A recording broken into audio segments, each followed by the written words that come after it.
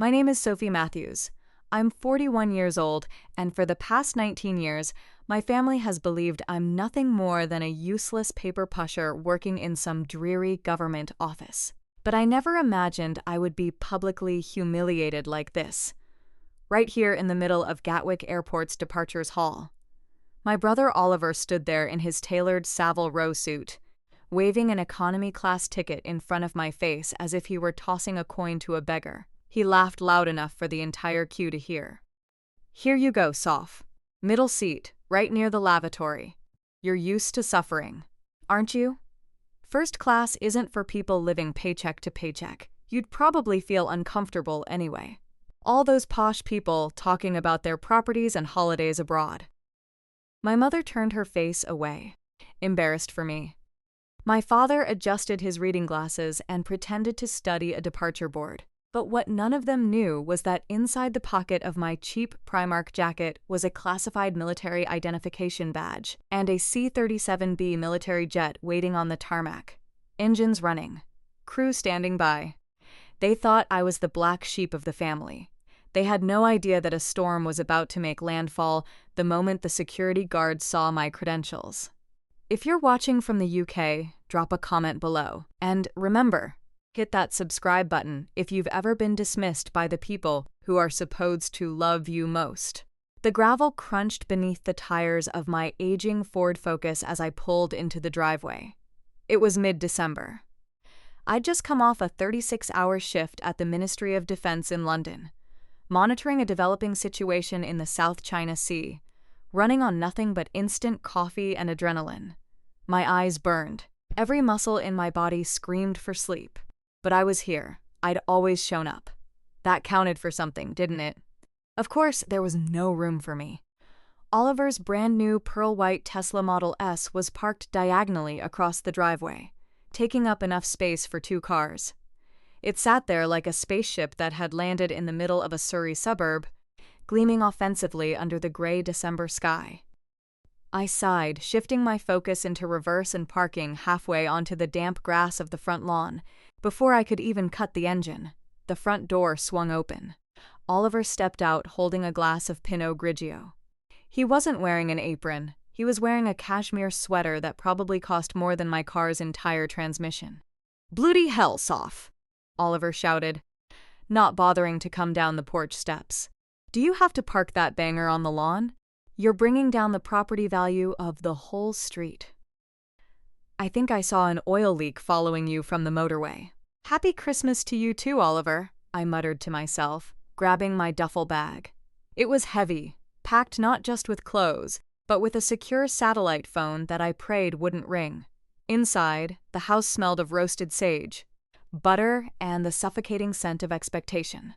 The television was blaring from the massive 65-inch flat screen. Another gift from Oliver, naturally. My father was sitting in his armchair, his eyes glued to the screen, watching the football with the kind of reverence normally reserved for religious ceremonies.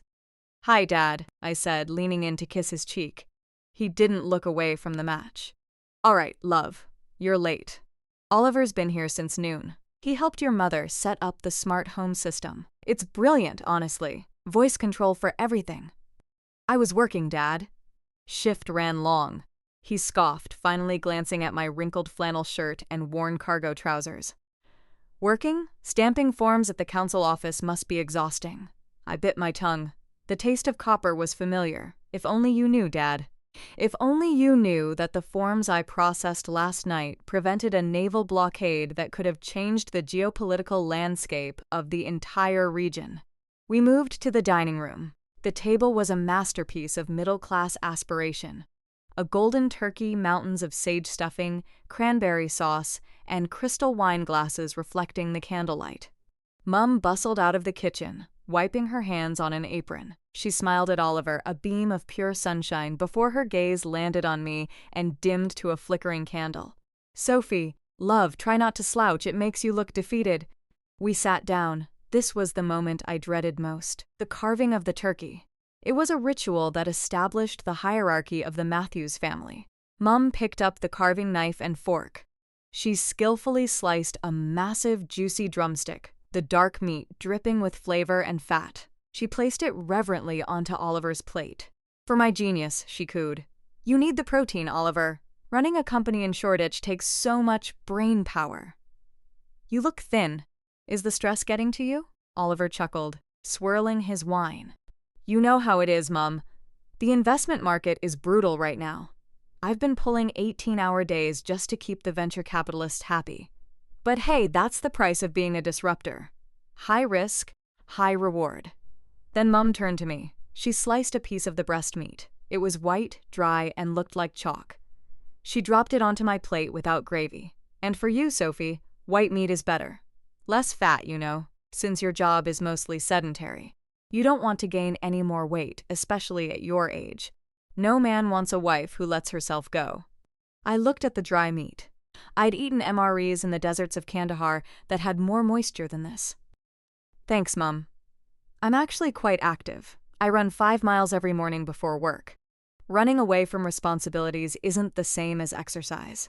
Oliver interjected, his mouth full of stuffing. The table laughed. Even Dad chuckled. The knot in my stomach tightened another notch. I cut into the turkey. It was sawdust. I swallowed it down with water because no one had offered me wine. "So," Oliver announced, clapping his hands together as if calling a board meeting to order. "Big news. Huge news." He reached into his pocket and pulled out a small box wrapped in gold foil.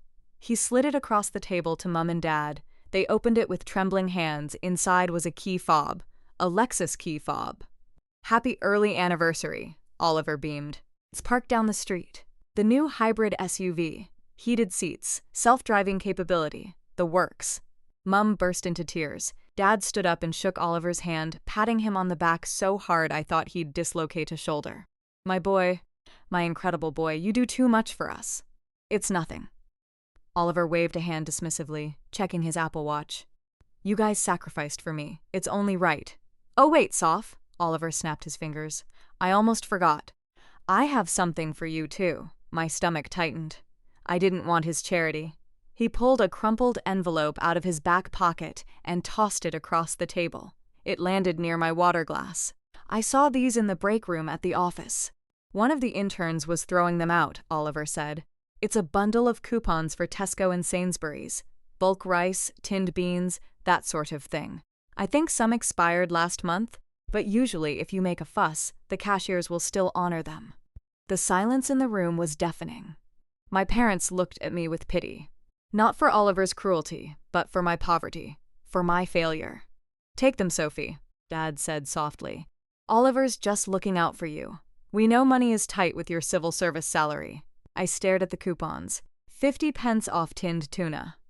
"I don't need these, Oliver," I said, my voice steady, though my hand trembled beneath the table. "Don't be proud, Soph," Oliver smirked. "Pride is expensive. You can't afford it." "Speaking of affording things," Oliver continued, pivoting back to the center of attention. "For your actual 50th wedding anniversary next month, I've booked it. We're going to Spain. Malaga, to be exact." Mum gasped. "Spain? Oh, Oliver." "All expenses paid. Business class for you and Dad. 5-star resort on the coast. I'm renting a private villa." Oliver paused, looking at me with faux concern. "Sophie, you're coming too, obviously. I'll cover your flight. Don't worry. I know the resort is pricey, so I found a nice hostel a few kilometers inland for you. It's clean, and there's a shuttle bus to the beach." I started to speak. I wanted to tell them. I wanted to tell them that I'd just been promoted to full colonel, that I commanded respect from generals, that I could buy that resort if I liquidated my military pension investments. "Actually, I have some dues too," I tried, my voice fighting to be heard over their excitement. "I received a promotion last week. My new assignment is significant." Dad waved his fork at me, cutting me off mid-sentence. "Sophie, please. Not now. Let's not make this a competition. We're celebrating your brother's generosity. Your steady little pension is fine, honey, but don't try to dream big like your brother. It just leads to disappointment." I closed my mouth. I looked at the dry turkey on my plate. I looked at the expired coupons. "Okay," I whispered. "Spain." "Thank you, Oliver. You're welcome," he said, winking at Mum. "Someone has to carry the luggage, right?" 2 hours later, I was back in my focus. My hands gripped the steering wheel so hard my knuckles turned white. The leather of the wheel creaked under the pressure. I didn't scream. I didn't cry. I just breathed in the cold night air, letting the silence wash over the noise of their laughter still echoing from the house. I stared at my hands. These hands had held rifles. They had signed orders that changed the course of history. Now they were shaking because of expired coupons and a dry piece of turkey. I started the engine. The old Ford roared to life. Reliable, faithful, invisible. I wasn't going to tell them. Not yet. If they wanted a porter for their trip to Spain, fine. I would go. But they had no idea who was really getting on that plane with them. The drive from Surrey back to central London took 45 minutes, but it felt like traveling between two different planets. I left the suffocating air of my parents' house, smelling of sage stuffing and judgment, and drove straight into the sterile, cold precision of my real life. My flat is located in Clerkenwell, a high-rise building filled with government contractors and intelligence agency spooks. The rent here is more than my father thinks I make in 3 months at some imaginary council office.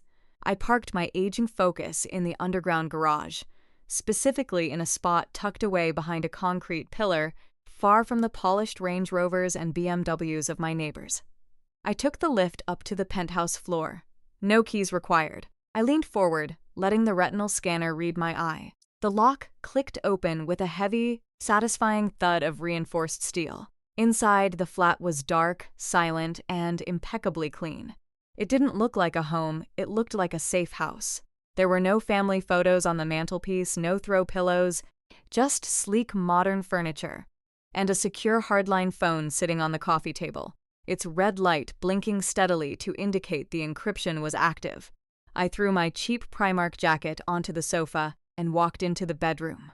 I stripped off the flannel shirt and the baggy cargo trousers, leaving them in a pile on the floor. Standing in front of the full-length mirror, the illusion of Sophie the clerk finally dissolved. My body wasn't soft or sedentary. It was hardened by 19 years of obstacle courses, desert hikes, and hand-to-hand combat drills. But it was the scars that told the real story. I ran my fingers over the raised, jagged keloid scar on my left shoulder. It was ugly, a twisting knot of purple and white tissue. My mind drifted back, not to the dinner table I'd just left, but to the Korangal Valley in Afghanistan. 9 years ago now, we were ambushed during a routine patrol. The air had smelled of burning rubber and cordite. I remembered the sound, not a bang, but a wet thack, as the sniper's round tore through my shoulder. I didn't cry out. I dragged my radio operator to cover behind a rock wall whilst returning fire with my SA-80 rifle. I directed air support whilst bleeding through my tactical vest. I saved 3 lives that day. I remembered calling my mother from the field hospital in Germany a week later. I was high on morphine, desperate to hear a friendly voice. "Mum," I'd rasped. "I got hurt. My shoulder." "Oh, Sophie," she'd sighed, the sound of a game show blaring in the background. "What did you do now? Did you fall off your bike again? You were always so clumsy as a child. Honestly, you need to be more careful. How are you ever going to wear a strapless dress at your wedding with a scar like that? It's going to look hideous." I had hung up the phone and stared at the white ceiling of the hospital ward. I'd fallen off a bike. That was the lie I told them. And that was the lie they chose to believe because it fitted their narrative. Sophie the klutz. Sophie the failure. I walked over to the biometric safe built into the wall of my wardrobe. I pressed my thumb against the pad. The door hissed open. Inside wasn't jewelry or cash. Hanging in a protective plastic bag was my dress uniform. On the shoulders, the silver insignia of a full colonel gleamed under the wardrobe light. Pinned to the chest were rows of medals: the Military Cross, the Queen's Commendation, the General Service Medal with multiple campaign clasps. Below them lay my service pistol, a Sig Sauer P320, cleaned and oiled. This was who I really was: a ghost, a warrior, a commander. But to my family, I was just a way to save money. I remembered the day Oliver got into Oxford. The party was legendary. My parents rented a marquee for the back garden. There was champagne, catered seafood, and a banner that said, "Future Billionaire." My father went around telling everyone, "My son is going to change the world." Oxford, can you believe it? It costs a fortune, but he's worth every penny. 2 years later, when I received my acceptance letter to Sandhurst, the Royal Military Academy, there was no party, no banner. We were eating cottage pie for dinner. I put the letter on the table. I got in, I said, my heart pounding with pride. Sandhurst, I'm going to serve my country. Dad chewed his cottage pie slowly. He looked at the letter, then at me. Well, he wiped his mouth with a napkin. That's practical. No tuition fees. The government pays for everything, right? Good. At least you won't be a financial burden on us like you would be at a regular university. Just try not to quit during the first week, Sophie. It's tough. And you know you're soft. Soft. I opened the bottom drawer of my bedside table and pulled out a simple wooden box. This was my memory box. Inside were 19 years of letters, handwritten letters. Letters I had written by the light of a headlamp in a dusty tent in Iraq. Letters I had written whilst shivering in a bunker in Syria. Letters where I tried to tell them in code that I loved them, that I was scared, that I missed home. I had mailed them, and over the years when I visited home, I would find them. Sometimes in the junk drawer in the kitchen, sometimes in the recycling bin, unopened. They had never even broken the seals. I picked up one envelope from 2016. It was still sealed shut. But right next to it in the box were the stubs of the bank transfers I had sent. Every single transfer had been cashed immediately. They used the money to pay off their mortgage, to help Oliver with his first failed startup, to buy that new patio set. But they couldn't spare 2 minutes to read the words of their daughter, who was sleeping with a rifle in her sleeping bag. I felt a lump form in my throat, hot and sharp. It wasn't sadness anymore. It was a cold, hard realization. I walked to the kitchen and poured myself a glass of Woodford Reserve bourbon. The amber liquid burned pleasantly as it went down, settling the turmoil in my stomach. I looked at my reflection in the darkened window of the penthouse. Beyond the glass, the lights of London twinkled. Out there, thousands of people were sleeping peacefully, because people like me stood watch in the dark. I commanded special operations teams. I held national secrets that could topple governments. I was respected. I was feared. But in that house in Surrey, I was just Sophie. The girl who fell off her bike. The girl who needed coupons. I took another sip of bourbon. The silence of the flat was heavy. But it was honest. I know I'm not the only one. There are so many of you out there listening, who are the strong ones of the family, the ones who carry the weight whilst others get the glory. If you have ever felt invisible to the people who are supposed to love you the most, I want you to know, I see you. Your sacrifice matters. Please pause for a second and comment, I see you below. Let's create a community of support for everyone who is fighting a battle their family knows nothing about. Like this video if you believe respect is earned, not given. I set the glass down. The alcohol was starting to numb the edges of the pain. I needed to sleep. In a few days, I would be on a plane to Spain with them. I would have to put the mask back on. I would have to be the clumsy, poor loser sister one last time, but this time I was bringing something else with me. I looked at the secure phone on the table. It remained silent for now. Who protects me? I whispered to the empty room. The only answer was the hum of the refrigerator. I turned off the lights, letting the darkness swallow the kernel, leaving only the daughter alone in the dark. The air inside the sensitive compartmented information facility, deep within the bowels of the Ministry of Defense, always tasted the same. Recycled oxygen, ozone from overheating server racks, and the bitter tang of stale instant coffee. I hadn't slept in 72 hours. My eyes felt like they were filled with sand, and a dull throb had taken up permanent residence behind my temples. Colonel Matthews, we have a situation developing on the screens. A young lieutenant said, his voice tight. The malware signature matches the blackout group. They aren't just pinging the firewalls anymore. They're inside the Hawaiian power grid control systems. I stared at the massive wall of monitors. Maps of the Hawaiian Islands were lit up in ominous shades of red and amber.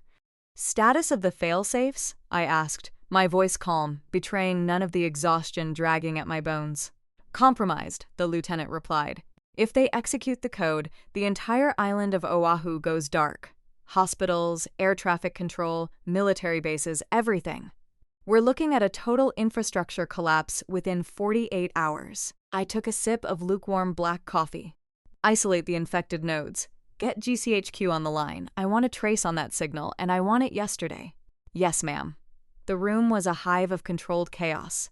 Analysts were shouting coordinates. Keyboards were clacking like machine gun fire. And the fate of over 1 million American citizens hung in the balance. And then my pocket vibrated. It wasn't my secure satellite phone. It was my personal burner phone. The cheap Nokia I kept solely for family emergencies. In this room, bringing a personal device was a court-martial offense for anyone else. For me, it was a necessary evil of maintaining my cover, authorized by the director himself. I ignored it. It vibrated again and again, a long, insistent buzzing against my hip that felt louder than the sirens on the monitors. "Colonel," the lieutenant looked at me, confused by the noise. "Ignore it," I snapped, typing a command into my terminal. "Just a glitch." I pulled the phone out under the table, shielding the screen. I expected to see a hospital notification. Maybe Dad had had a heart attack. Maybe Mum had fallen. It was a text message from Blanca, my sister-in-law. "Hey, Soph. Quick reminder for packing. Make sure you bring your own sunscreen. I'm packing La Roche-Posay and Super Goop. And my skin is super sensitive, so I can't share. Just grab some Banana Boat or whatever generic brand you use from Sainsbury's, yeah? Thanks. XOXO." I stared at the screen, my brain struggling to process the sheer absurdity of the words. I was currently orchestrating a counter-cyber warfare operation to prevent the people of Hawaii from being plunged into the Stone Age. I was authorizing the deployment of cyber countermeasures that cost more than Oliver's entire company. And my sister-in-law was worried I would steal her 300 pounds face cream. I didn't reply. I couldn't. If I typed what I was thinking, I might accidentally authorize a drone strike on her vanity table. "Ma'am," another analyst called out, "we have a physical signature. We've tracked the signal origin. It's not coming from overseas. It's local. The uplink is coming from a hardline connection at a resort in Maui. They're on the ground." "They're in Oahu?" I asked, my blood running cold. If they're local, this isn't just hacking. This is sabotage. We need boots on the ground to secure the server room physically. Get me Delta Force from RAF Mildenhall. I want a team prepped for immediate deployment. 2 hours max. "Do it," I ordered. "Get the paperwork ready for my signature." The phone in my pocket rang this time. It wasn't a text. It was a call, Oliver. I looked at the ops clock. The situation was critical, but if I didn't answer, Oliver would call Mum. Mum would panic, and she would ring the police to do a welfare check on my flat, which would trigger a security lockdown with the protection detail that monitored my building. "I need 2 minutes," I told the room. "Keep tracing." I stepped out into the hallway, the heavy steel door sealing the noise of the crisis behind me. I pressed the phone to my ear. "This is Sophie." "Finally." Oliver's voice boomed loud and arrogant. I could hear the clinking of silverware in the background. He was probably at a power lunch. "I've been trying to reach you all morning. Did you put in for the time off yet?" "The annual leave? The what?" I rubbed my eyes. "Time off?" "Sophie. For Spain. It's next week. I need to know if you've cleared your schedule. I don't want you flaking out at the last minute because your manager needs you to file forms or whatever it is you do." I looked through the reinforced glass window of the facility. Inside, the lieutenant was holding up a tablet with the deployment authorization for a Tier 1 Special Operations Unit. He needed my signature to send lethal operators into American territory. "Oliver, it's a busy time at work," I said, my voice flat. "We have a large project finishing up." Oliver laughed. It was a dry, condescending sound. "A project? What is it?" "Tax season for the council. Listen, Soph, just tell them you have a family emergency. Or just quit. Honestly, it's not like you're building rockets. I'm paying for the whole trip. The least you can do is show up to help Mum and Dad with their bags. They're getting on a bit. They can't be hauling suitcases around the airport." My hand tightened around the phone. "I'm requesting the time off, Oliver." "My boss is strict." "Strict?" he scoffed. "It's a government job, Sophie. It's impossible to get fired. Just grow a spine and tell them you're leaving."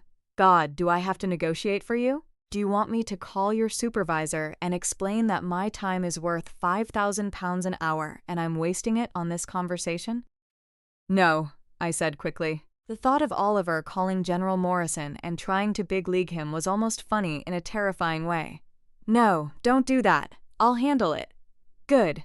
And hey, Blanca says you read her text about the sunscreen. She's serious. Sophie, don't be a mooch. We're staying at the 4-star resort. But remember, your hostel is a bit rough around the edges, so make sure you pack comfortable trainers. Got it? Cheap sunscreen, walking shoes. Understood. All right, got to go. I have a meeting with some venture capitalists. Try not to mess this up. The line went dead. I stood there for a moment in the sterile hallway, listening to the hum of the ventilation system. The contrast was so sharp it almost made me dizzy.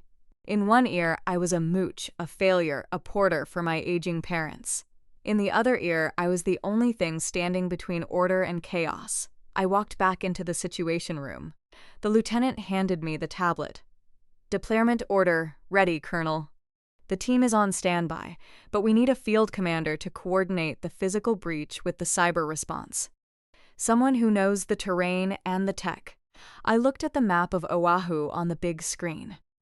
The target location was a server farms disguised as a utility shed, less than 5 miles from the 4-star resort where my parents would be celebrating their anniversary. Fate, it seemed, had a twisted sense of humor. I took the stylus and signed my name on the digital pad, Sophie J. Matthews, Colonel, UK Armed Forces. I'll go, I said. I'm already flying there. I'll deploy immediately upon arrival. Move the team up. Early insertion. I'll coordinate everything from the ground. The lieutenant blinked. Ma'am, you want to lead the field team? You've been awake for 3 days. It's the perfect cover, I said, my voice hardening. I have a family trip booked for Spain next week. I can move up my departure. I'll enter the island as a civilian tourist. No military transport manifest. No red flags for the hackers to spot. I'll coordinate the team from the ground whilst I'm there. Understood, Colonel. I looked at the flight itinerary Oliver had emailed me earlier. Economy class, middle seat. Get me on the secure line to General Morrison, I ordered, grabbing my headset. Tell him I'm taking the mission and tell him I'm going to need to combine my leave with active duty. I looked down at my burner phone one last time. Don't worry, Oliver, I thought. I'll be there. I'll carry the bags. I'll buy the cheap sunscreen. But when the lights go out and the guns come out, you're going to wish you'd paid a little more attention to the sister who stamps your forms. The E-ring of the Ministry of Defense is different from the rest of the building. The corridors here are wider. The floors are polished to a mirror shine, and the air smells of furniture polish and history. This is where the power lives. It is a place where decisions are made that can shift borders or topple regimes. I walked down the hallway, my boots clicking rhythmically against the tile. My uniform was pressed, my hair pulled back into a tight bun, but inside I felt like I was unraveling. The weight of the impending cyber attack in Hawaii was heavy enough, but the weight of the lies I was about to tell my family felt even heavier. I stopped in front of a mahogany door with a gold placard, General James Morrison. I knocked twice. Enter, a gravelly voice boomed from inside. I stepped in and stood at attention. Colonel Matthews reporting as ordered, sir. General Morrison sat behind a desk that looked like it had been carved from a single oak tree. He was a man of 62 with silver hair and eyes that could cut through steel plating. He was smoking a cigar, strictly against regulations, but nobody told General Morrison what to do. He looked up, his face softening instantly. At ease, Sophie. Sit down. You look like hell. Thank you, sir, I said, sinking into the leather chair opposite him. It's been a long 72 hours. I saw the briefing on the Hawaii grid, Morrison said, sliding a thick file folder across the desk. Nasty business, blackout group. If they hit the transformers, we lose Pakam's eyes and ears for days. Your plan to embed yourself on the island under civilian cover is solid. Risky, but solid. He flipped open the file, scanning the logistics. He nodded at the equipment list, the weapon requisition, and the comms protocol. Then his finger stopped. He frowned. Colonel, he said, his voice dropping an octave. What is this? He turned the file around. He was pointing at a printout of an airline ticket. Ryanair Economy Class Seat 34B. "That's my transport, sir," I said, keeping my voice neutral. "I'm traveling with my family. It's the cover story." Morrison looked at me over the rim of his reading glasses. "You are the commander of UK Special Operations. You are spearheading a top-priority national security defense mission. And you are flying economy in a middle seat." I shifted uncomfortably. "My brother Oliver booked the tickets," he insisted. "If I book my own travel or fly military transport, it blows my cover. They think I work a low-level administrative job. They think I can't afford a better seat." Morrison slowly closed the file. He took a long drag of his cigar, the smoke curling around his head like a halo. "Sophie, how long have you worked for me?" 12 years, sir, since I was a captain. And in those 12 years, I have seen you take shrapnel for a rookie. I have seen you negotiate with warlords without blinking. I have seen you build this unit from the ground up." He leaned forward, his eyes locking onto mine. "So tell me, why does your family treat you like a servant?" I looked down at my hands. "They don't know, sir. They can't know." "There is a difference between operational security and abuse," Morrison said sharply. "I've heard the voicemails you get. I've seen you skip Christmas leave because you didn't want to go home to be ridiculed. You are a warrior, Sophie. You command respect from 4-star generals. Why do you let these civilians treat you like rubbish?" "Because they are my family," I whispered, "and maybe because part of me still believes them. Maybe I am just the clumsy little sister." Morrison slammed his hand on the desk. "The sound made me jump," he growled. He stood up and walked to the window, looking out over the River Thames. "You are the finest officer I have ever trained, and I will be damned if I let the British Armed Forces be complicit in this disrespect. You want a cover story? Fine. But you are traveling like the asset you are." He reached for the red phone on his desk, the direct line to RAF Air Mobility. "This is General Morrison," he barked into the receiver. "I need a bird.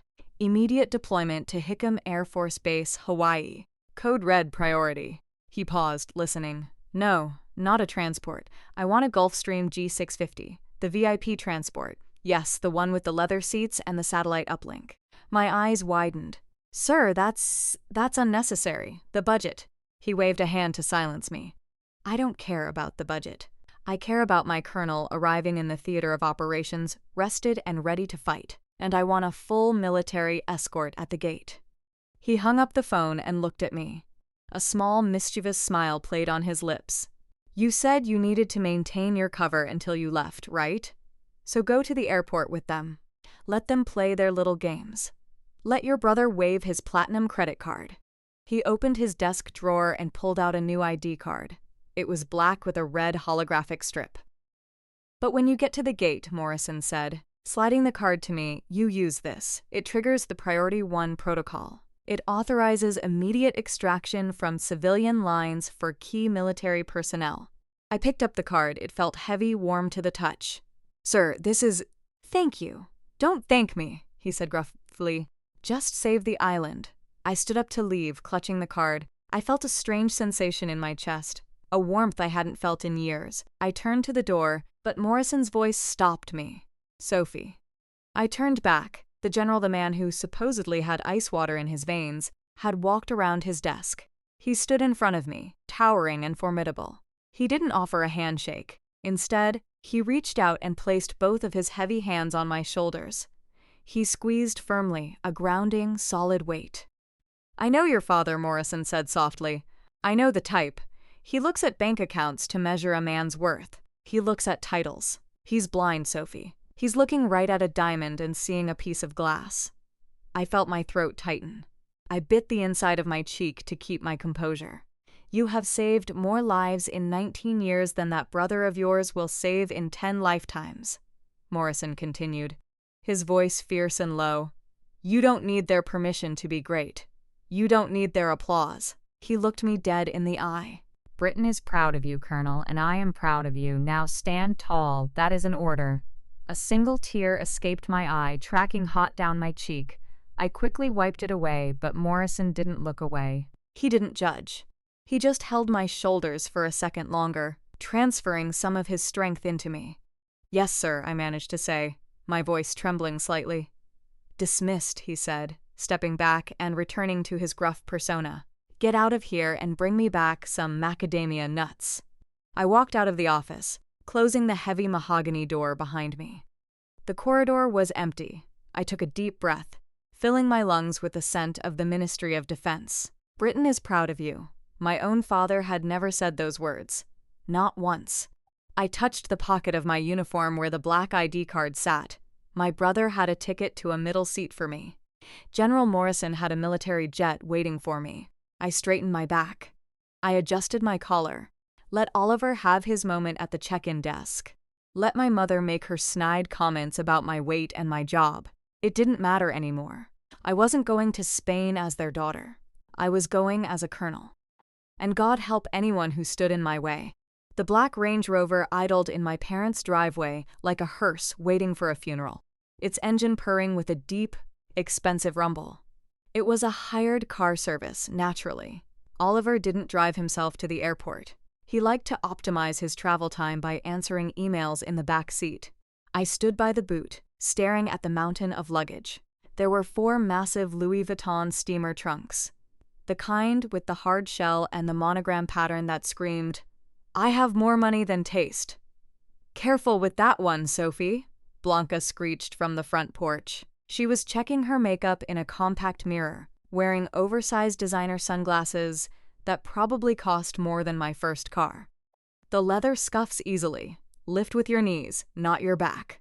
I gritted my teeth and hoisted the first trunk. It weighed at least 50 pounds. My biceps strained, the muscles hard and defined under my cheap jacket, but I kept my face blank. Oliver stood by the driver's side door, chatting with the hired chauffeur.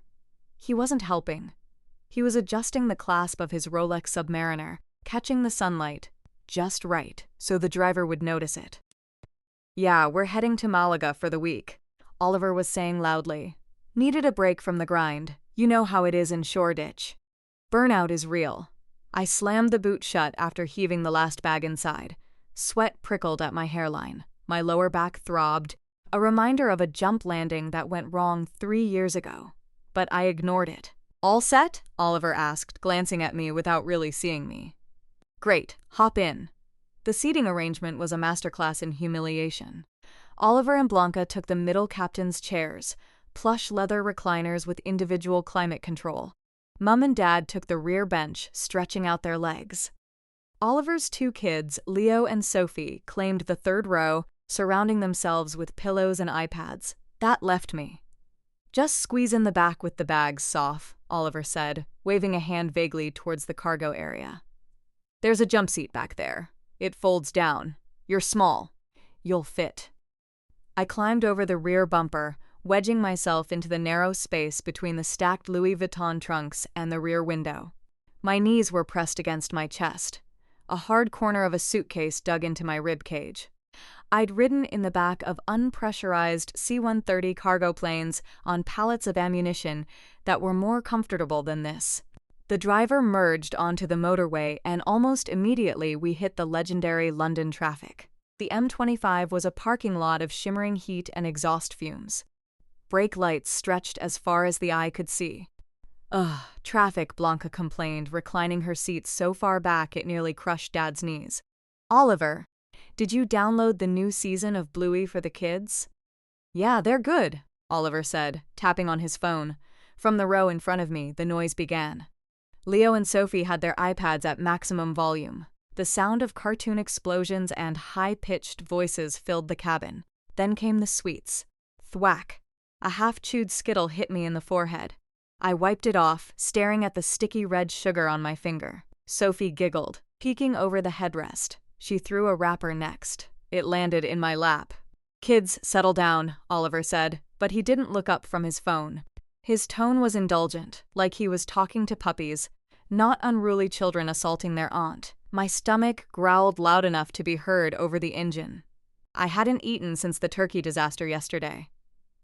"Oh, that reminds me," Oliver said, reaching into a brown paper bag at his feet. The rich, nutty aroma of Pret-a-Manger coffee suddenly filled the car, overpowering the smell of leather and stale air. My mouth watered instantly. "Dad, here's your cappuccino. extra foam. Oliver passed a cup back.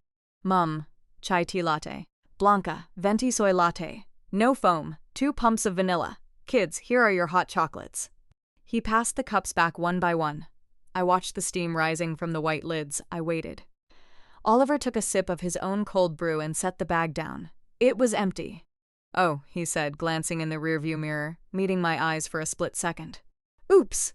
I totally forgot to ask you what you wanted, Soph. He didn't look sorry. He looked bored. It's fine, I lied. My voice sounded raspy. Well, I honestly assumed you ate breakfast at home, he continued, shrugging. And besides, those fancy drinks are full of sugar. You're better off without them. I think there's a bottle of water in the side door pocket if you're thirsty. It might be warm, though. I looked at the door pocket. There was a half-empty plastic bottle of water, the label peeling off. It looked like rubbish left by a previous passenger.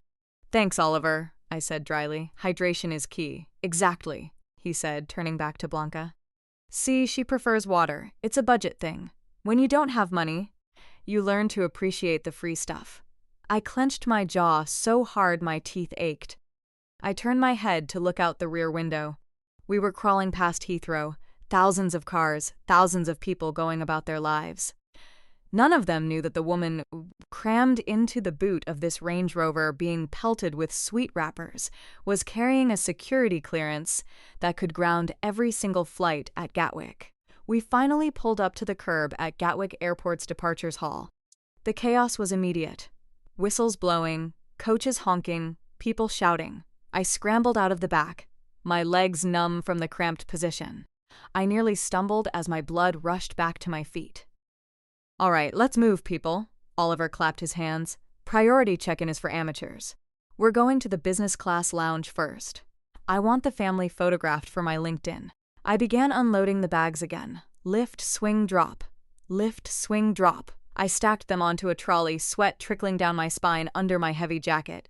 Oliver, Blanca, and the kids started walking towards the sliding glass doors. Dad followed, adjusting his cap. Mum lingered behind for a second. She walked up to me as I struggled to push the heavy trolley. Sophie, she whispered, leaning in close. For a second, I thought she was going to thank me, or maybe offer to carry a carry-on bag.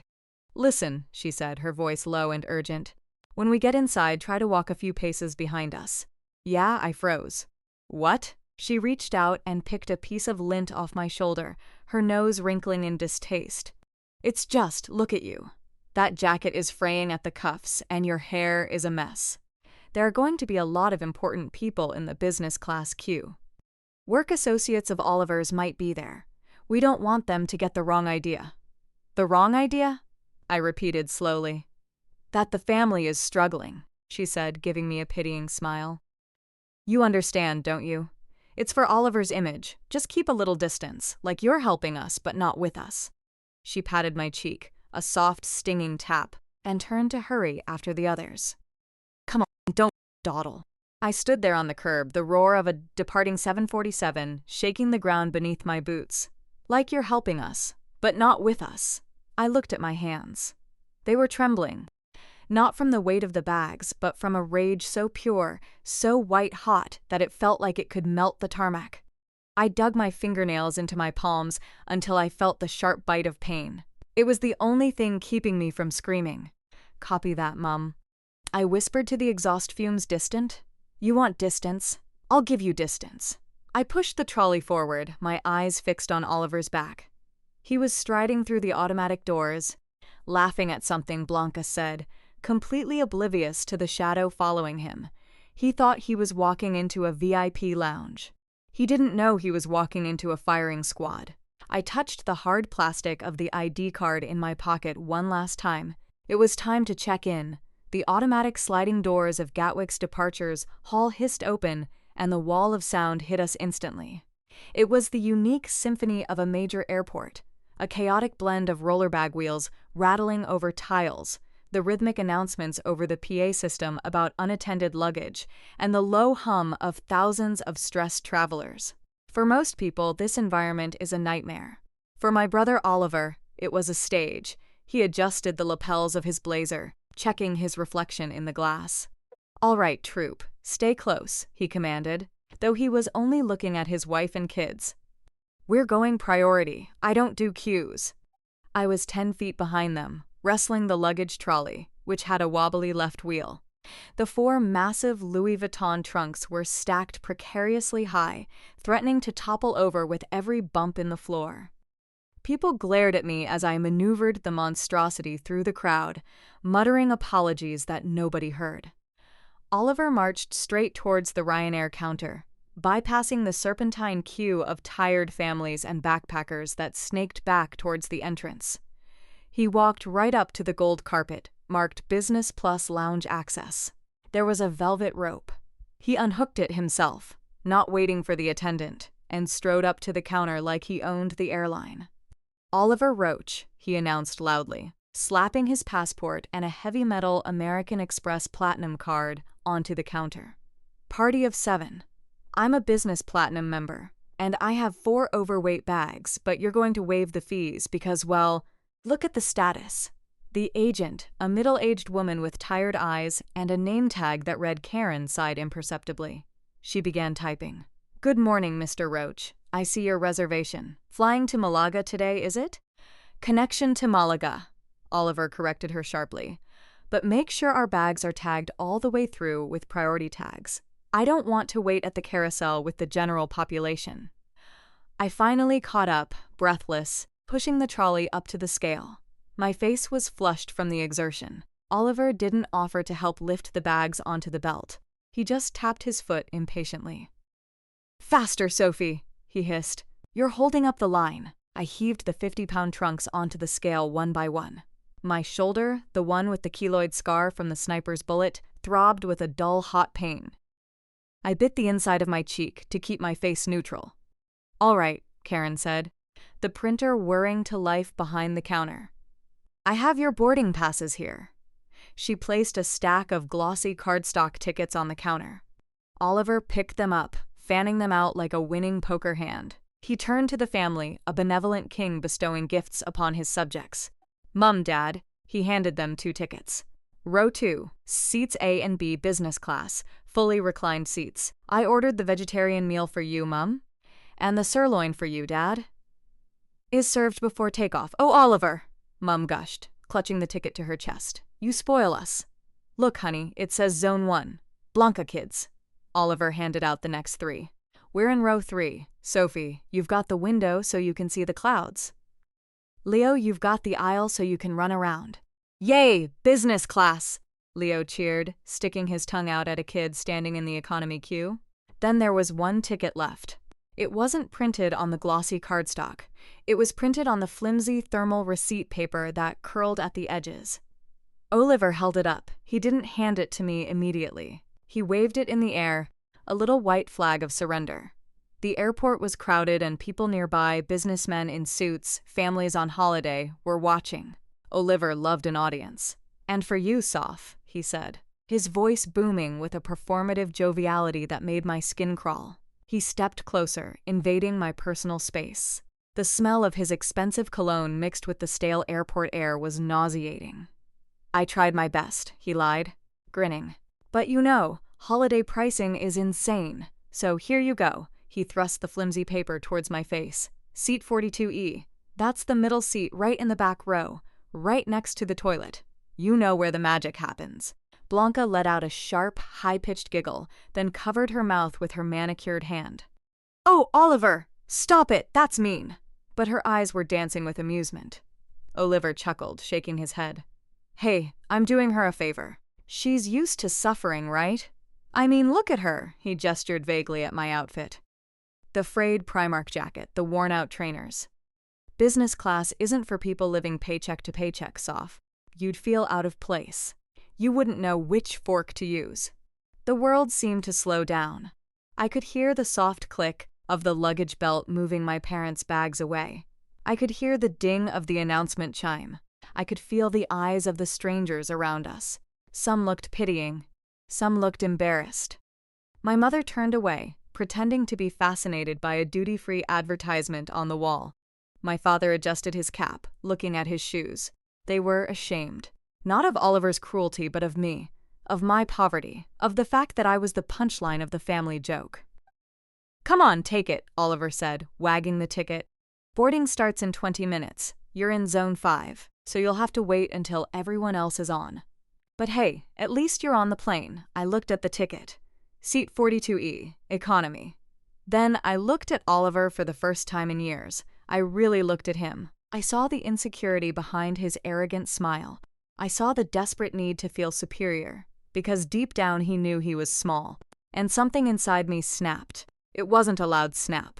It was the quiet metallic click of a safety being disengaged. The anger that had been boiling in my gut for 19 years suddenly cooled into something solid, something dangerous. I didn't reach for the ticket. I don't want your ticket, Oliver, I said. My voice was low, but it cut through the noise of the airport like a knife. Oliver's smile faltered.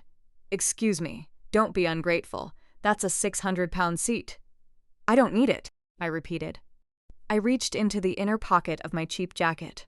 My fingers brushed against the cold, hard plastic of the IDD card General Morrison had given me. It felt heavy, like a loaded weapon. What are you doing? Oliver asked, his brow furrowing. Stop making a scene.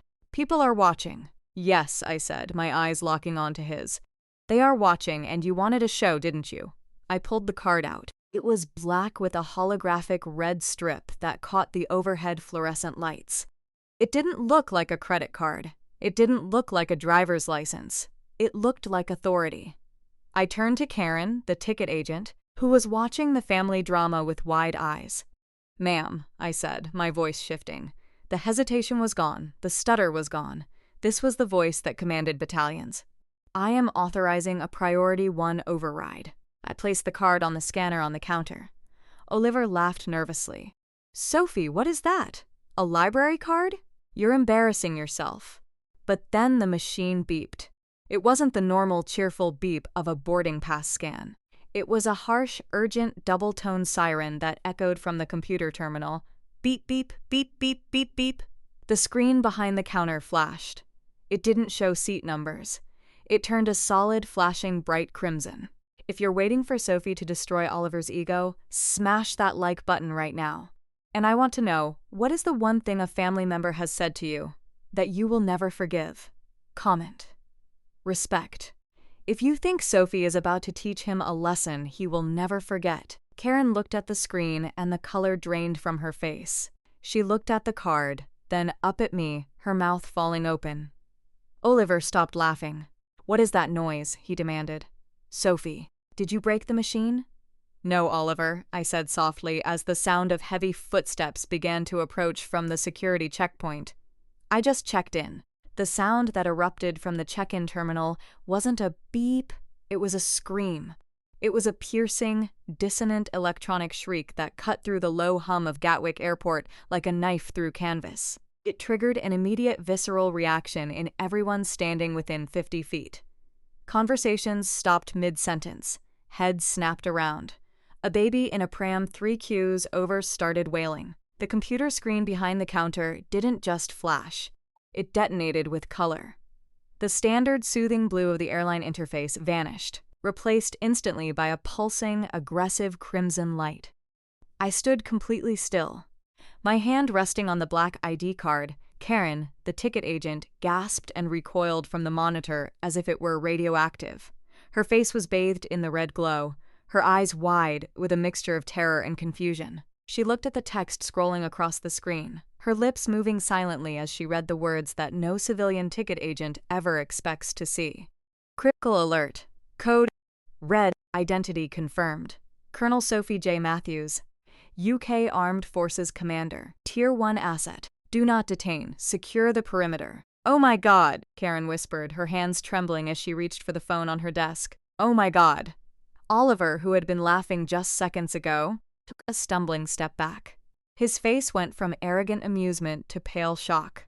He looked at the flashing screen, then at me, then at the security guards who were already starting to look in our direction. Sophie, he hissed, his voice cracking. What the hell did you do? Is that a stolen credit card? Did you hack the system?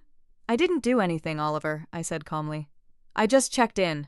Don't lie to me, he shouted, panic rising in his chest. He looked around at the staring crowd, terrified that his reputation was about to be stained by his sister's incompetence. He raised his hands in a gesture of surrender, distancing himself from me. I don't know what she did. She's mentally unstable. I'm not with her. This is fraud. My mother grabbed my father's arm, her knuckles white. Sophie, please, she begged, her voice trembling. Just apologize. Tell them it's a mistake before they arrest you. But nobody was listening to them, because the ground had started to shake.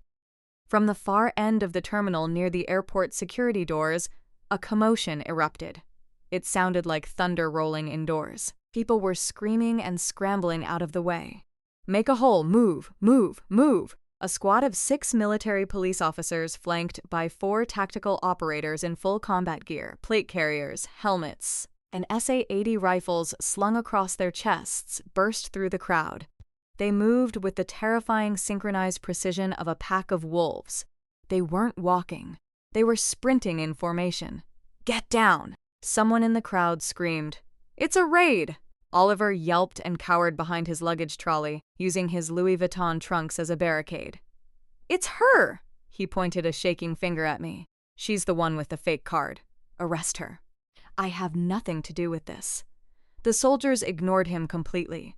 They didn't even look at him. They charged straight towards the check-in counter. The crowd parted like the Red Sea. People held up their phones to record the chaos, their faces lit by the screens. The lead operator, a massive man with a tactical headset, reached the counter first.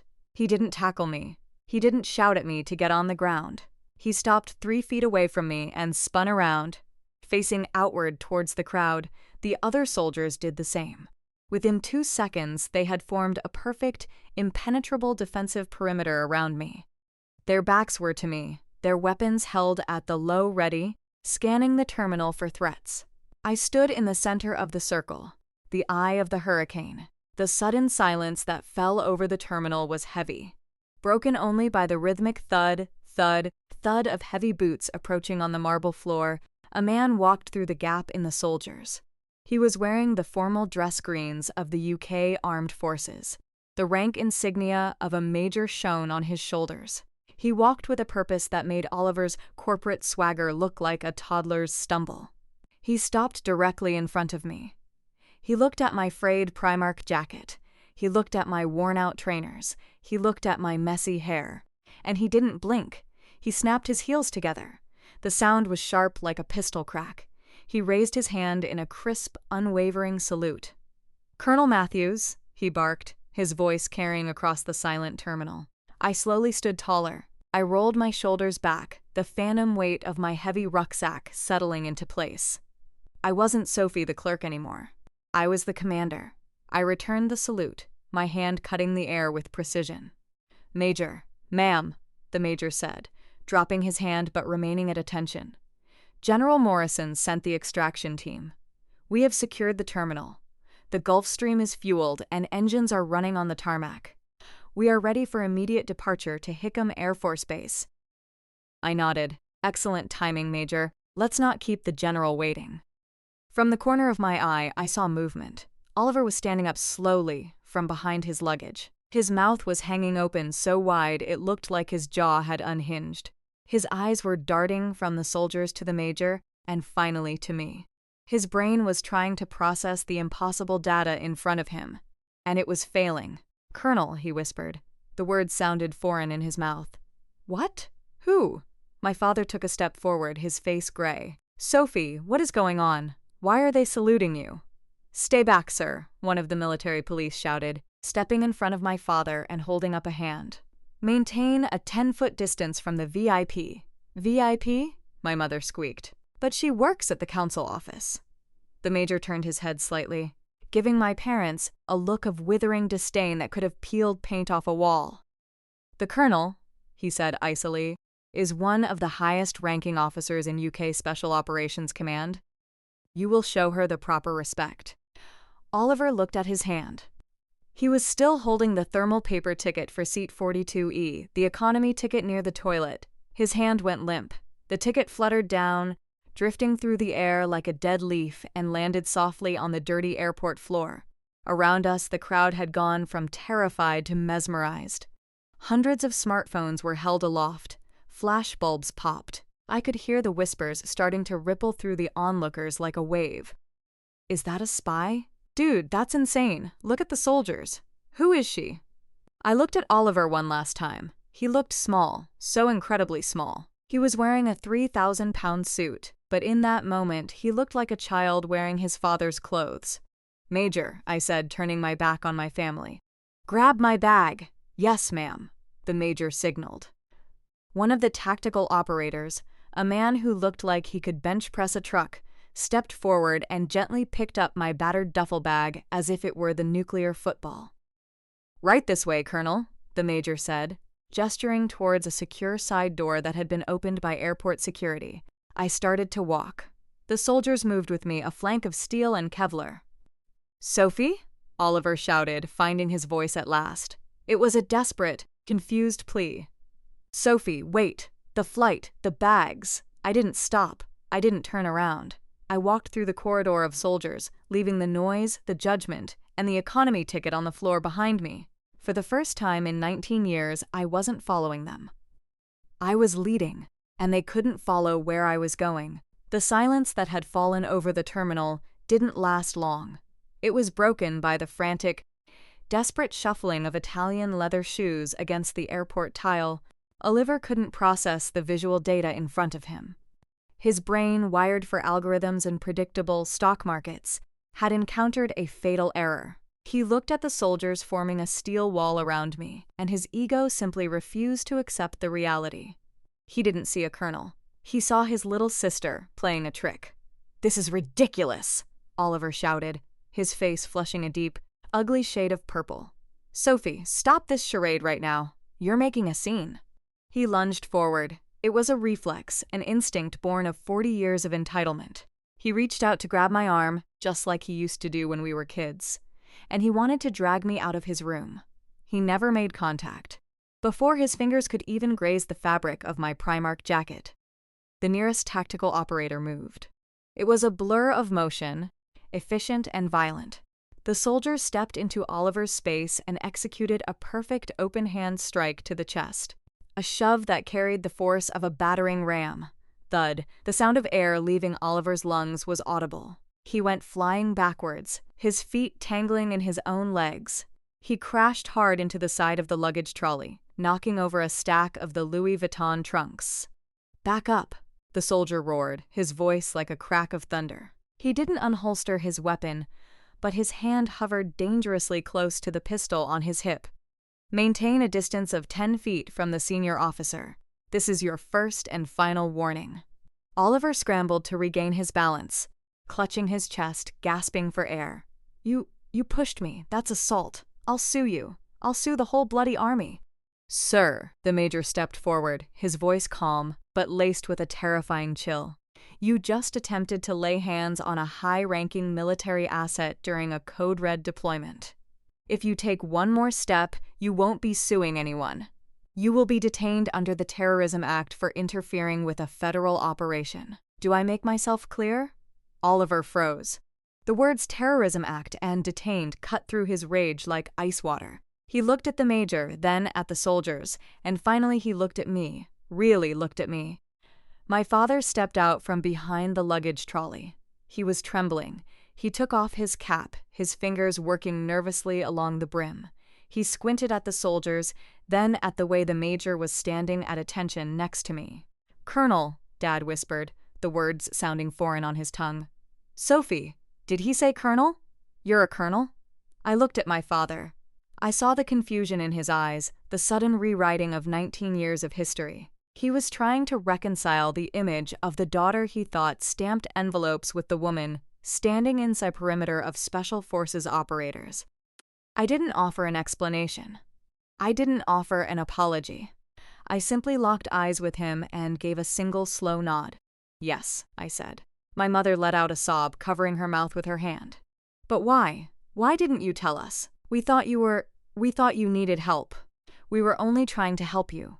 "Help me," I repeated, my voice flat. "By feeding me scraps? By making me carry your bags? By telling me I wasn't good enough?" "We wanted you to be realistic," she cried, looking around at the crowd that was now filming everything. She saw the phones. She saw the red recording lights. She realized exactly what this was going to look like on the evening news. "Oliver, do something. Everyone is watching." Oliver straightened his jacket. He ran a hand through his gelled hair, his eyes darting around the terminal. He saw the smartphones, too. He knew how social media worked. He knew that in about 10 minutes, Oliver Roach was going to be trending, and not for a product launch. He forced a smile. It was a gruesome, shaky thing. Okay. Oliver laughed nervously, holding his hands up. "You got me, Soph. Good prank. Seriously, you got me." The soldiers, the siren, very elaborate.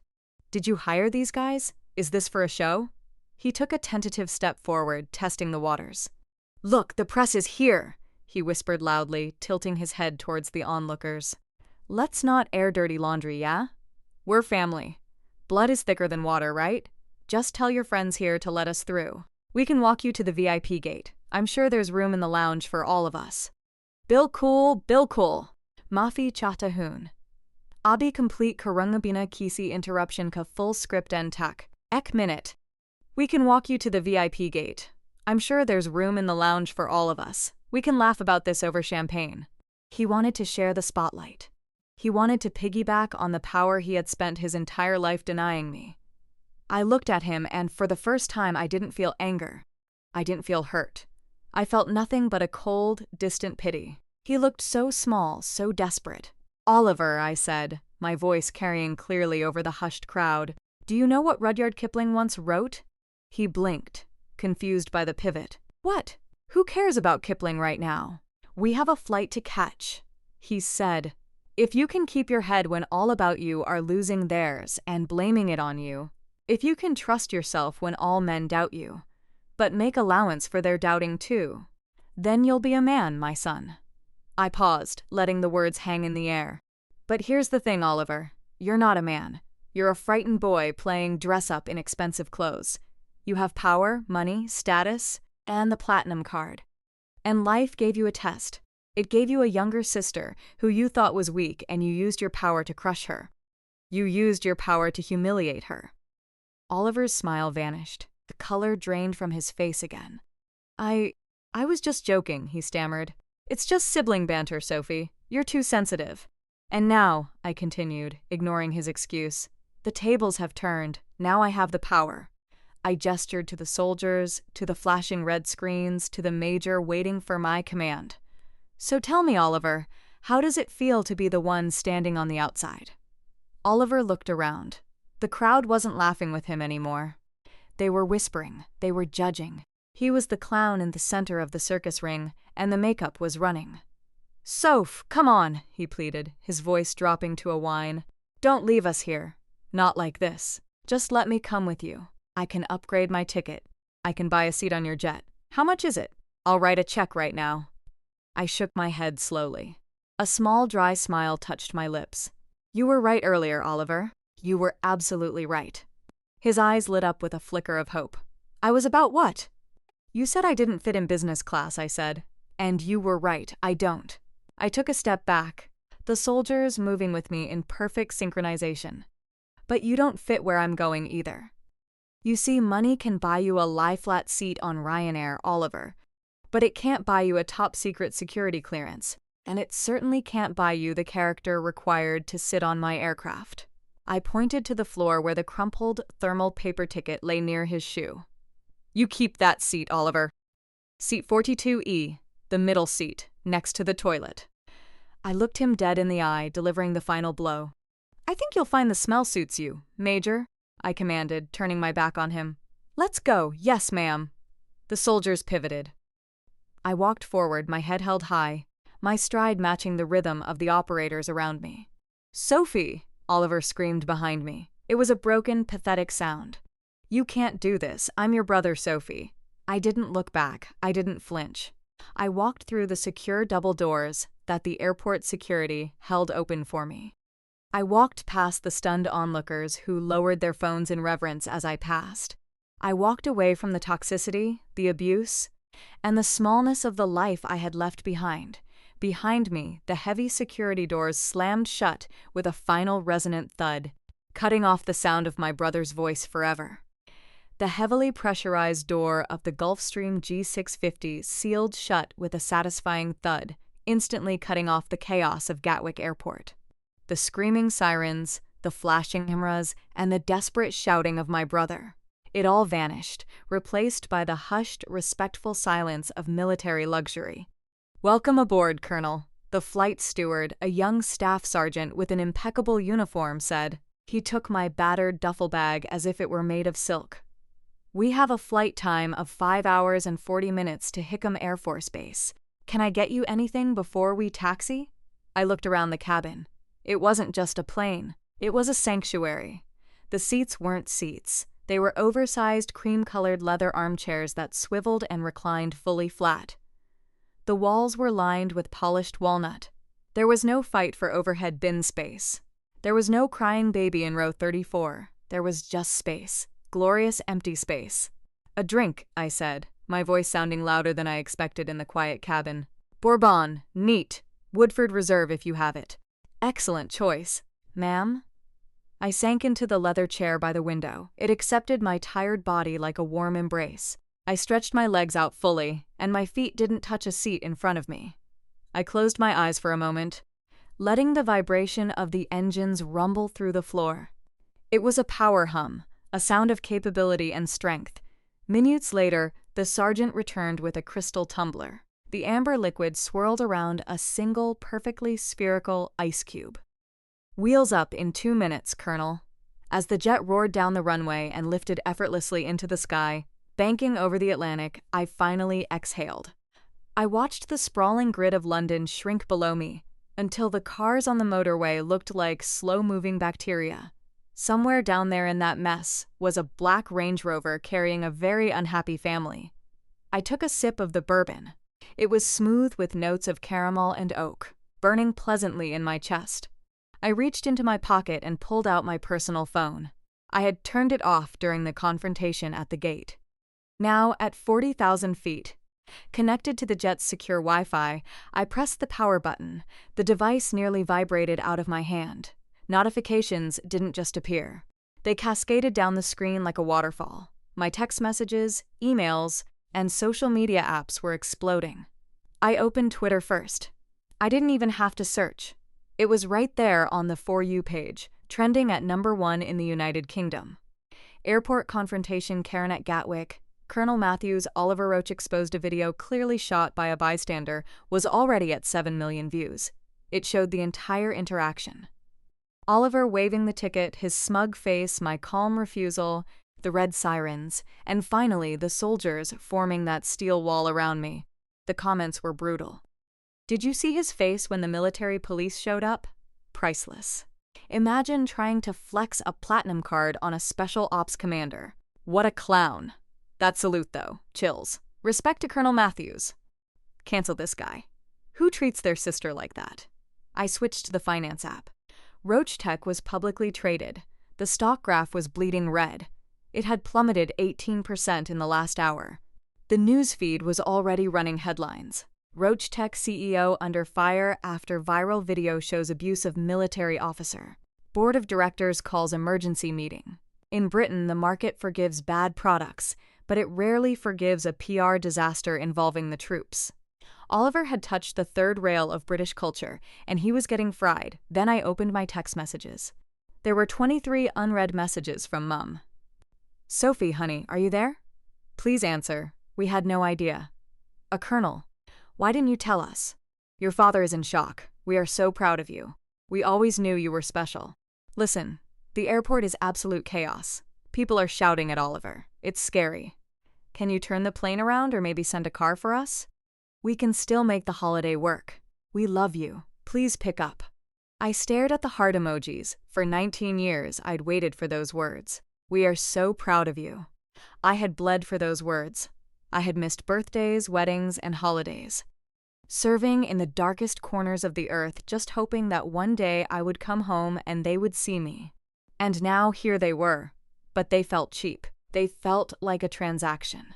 They weren't proud of me. They were proud of the rank. They were proud of the proximity to power, and mostly they were scared of the consequences of losing me. I scrolled down. Oliver's texts were even worse. Sophie, pick up the phone. This isn't funny anymore. My investors are pulling out. Do you have any idea how much money I lost in the last 30 minutes? You need to release a statement. Tell them it was a prank. Tell them we were filming a skit or something. I'll pay you. Name your price. Sophie, you're killing me. I'm your brother. You owe me this. You owe me. I took another sip of bourbon, letting the liquid sit on my tongue. I looked out the window at the endless deep blue of the Atlantic. The sky was empty and clean. I remembered being 10 years old, scraping my knee on the playground. I remembered running to Oliver, crying, wanting Big Brother to help me.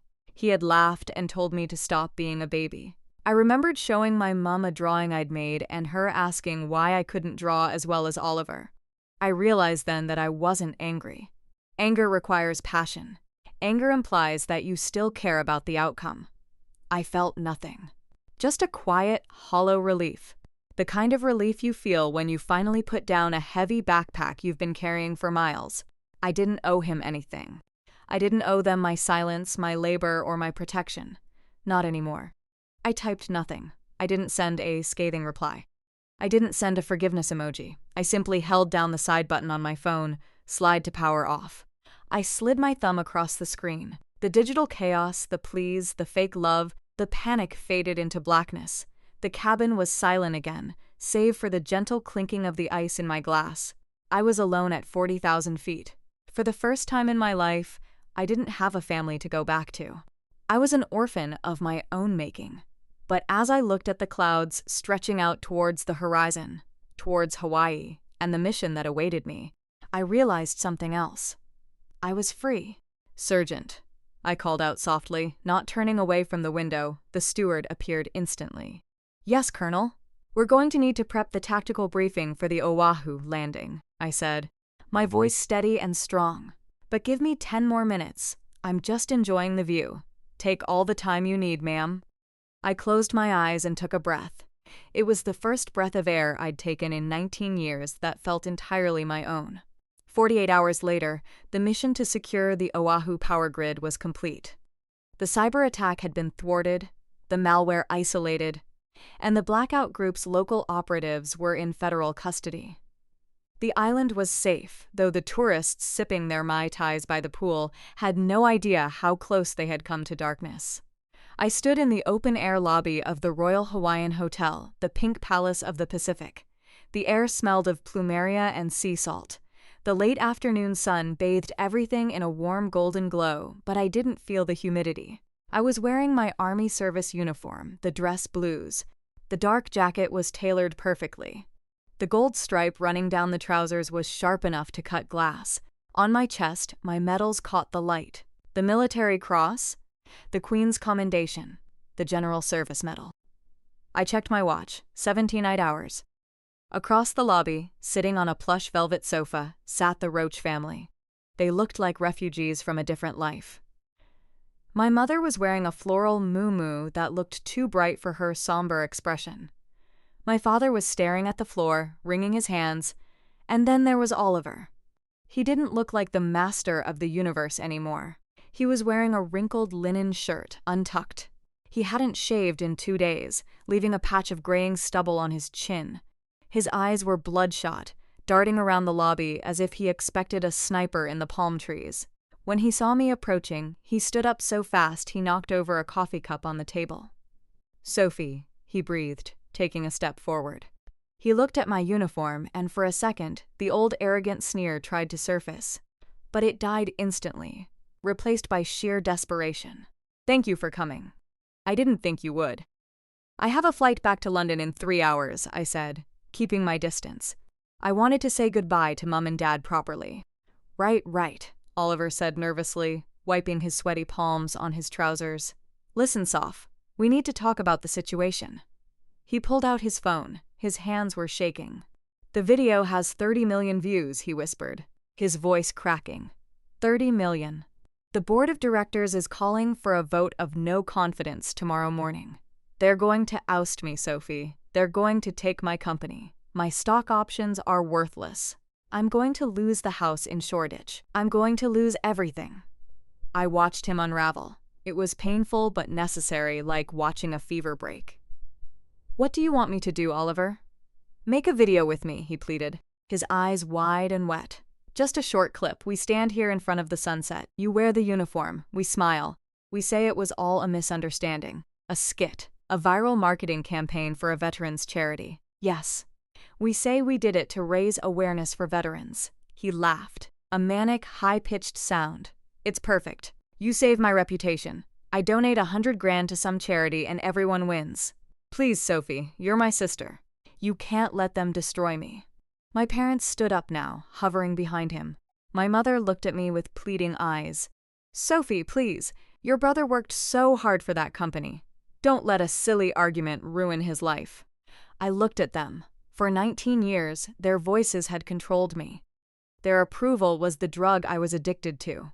But standing there in my uniform, surrounded by the quiet strength of my own achievements, I realized the addiction was broken. No, I said. The word hung in the humid air like a thunderclap. Oliver froze. What? No, Oliver, I said firmly. I won't lie for you. And I certainly won't use my uniform. A uniform that men and women have died in, as a prop to save your stock portfolio. But I'm your family, Oliver shouted, drawing looks from a couple of tourists nearby. You're supposed to have my back. I did have your back, I said softly. When we were kids, I defended you from bullies. When you started your first company, I sent you money from my deployment pay in Iraq. I had your back for 40 years, but you never had mine. Oliver slumped back onto the sofa, burying his face in his hands. I was jealous, he mumbled into his palms. Excuse me? He looked up, tears streaming down his face. I was jealous, okay? You were always the tough one, the one who could handle pain. I was just the smart kid who was afraid of everything. I made fun of you because it made me feel like I was above you. If I could make you look small, then I felt big. It was the truth. Finally, after decades of posturing the truth, I walked over to him. I didn't hug him. I stood tall, looking down. I know, Oliver, I said. I forgive you. His head snapped up, hope flaring in his eyes. You do? So you'll help me? No, I shook my head, a sad smile playing on my lips. You're confusing forgiveness with fixing. I forgive you, Oliver. I release the anger. I won't carry the hate anymore. But I won't fix this for you. You broke it. You have to fix it. But I can't, he wailed. Rachel, I can't. Then you will fail, I said simply. And you will learn. And maybe when you have nothing left but yourself, you'll become the man you were supposed to be before the money ruined you. I turned to my parents. My father was crying silently. He stood up and tried to salute me. It was clumsy and awkward, his hand trembling. I'm sorry, Colonel, he whispered. I'm so sorry. Goodbye, Dad, I said. Take care of Mum. I turned on my heel, performing a perfect about-face maneuver. The heels of my dress shoes clicked sharply on the marble floor. Sophie. Oliver called out one last time, his voice sounding like a ghost fading into the distance. Where are you going? I walked out of the lobby, past the valet stand, and out onto the sidewalk near the beach. The sun was setting over the Pacific, painting the sky in bruised shades of violet and burning orange. To my right, in the distance, lay Pearl Harbor. The USS Arizona Memorial sat silent beneath the waves, a tomb for over 1,000 men who never got to say goodbye to their families. I walked down to the water's edge, letting the ocean breeze ruffle the flag on my shoulder patch. I thought about loneliness. For years, I thought I was alone because I was the black sheep. I thought I needed to buy my way back into the flock with silence and submission. But as I watched the waves crash against the shore, immutable and strong, I realized I wasn't alone. I had General Morrison. I had the soldiers who formed a wall around me at the airport. I had the men and women I served with who knew the real me, the scars, the grit, the loyalty. And most importantly, I had myself. I took a deep breath, filling my lungs with the salt air. I reached into my pocket and pulled out the return ticket. Oliver had bought me days ago, seat 42E. I looked at it one last time, then tore it in half, then in half again. I tossed the pieces into a rubbish bin near the boardwalk. My phone buzzed. It was a secure message from General Morrison. Bird is fueled. Wheels up in 60. Good work, Sophie, I typed back. On my way, sir. I adjusted my cap, straightened my jacket, and began to walk away from the sunset, away from the hotel and towards the airfield. I walked with the long, Confident strides of a woman who finally knew exactly who she was and exactly where she belonged. The black sheep had become the shepherd, and the wolf was no longer my concern. It took me 19 years to realize that DNA doesn't make a family. Respect does. I walked away to find my peace, and I hope my story gives you the courage to do the same. Remember, you don't have to set yourself on fire just to keep others warm. If you felt that moment of victory at the airport with me, please hit that subscribe button and turn on notifications so you never miss a story of justice. Share this video with someone who needs to hear it. Tell me in the comments, have you ever had to cut ties to save yourself? I'll be reading your stories. Stay strong.